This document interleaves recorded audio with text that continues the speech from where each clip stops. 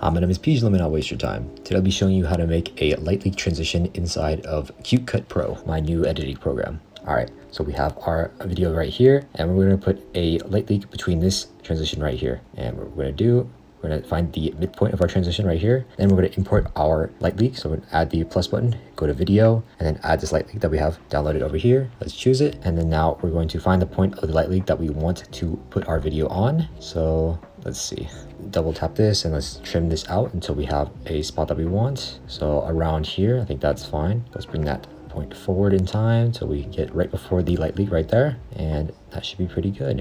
And then we can end this off like that, somewhere around there. All right, that looks pretty good to me. And then let's check this mark off and let's make sure we position it where we want it. So let's drag this over to the right.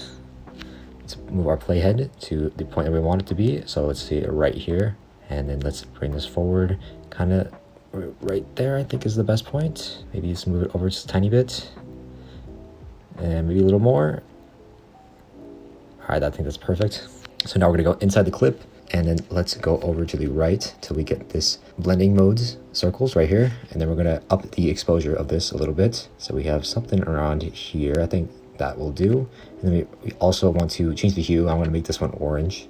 So I think it's around here somewhere. There we go. Make it a little lighter. There we go. That works.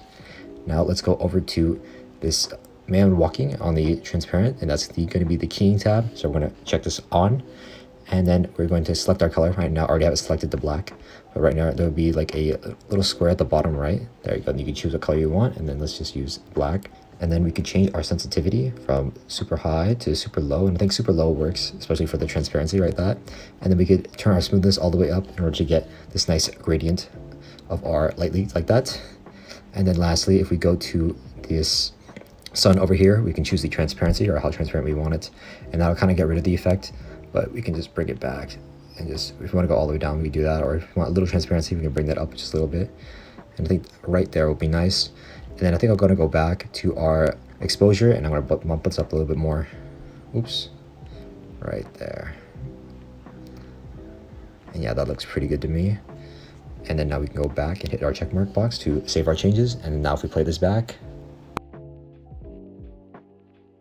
there we go. We have our transition. It's a little too small. So what I might do is I might zoom in on our light leak a little bit more and then go really where that light leak is.